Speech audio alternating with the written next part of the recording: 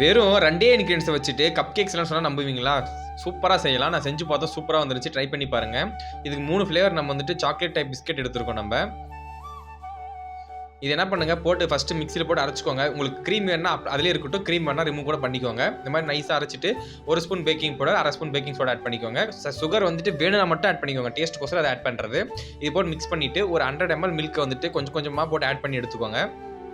இந்த மாரி மிக்ஸ் பண்ணிட்டே இருந்தீங்கன்னா, மில்க் கொஞ்சம் கொஞ்சமா ஆட் பண்ணா இந்த மாரி நைஸா ஷைனிங் பதத்துக்கு வரும்போது, இந்த மாரி வந்துட்டு சின்ன சின்ன கப் எடுத்து நல்லா பட்டர் தடவி எடுத்துக்கோங்க.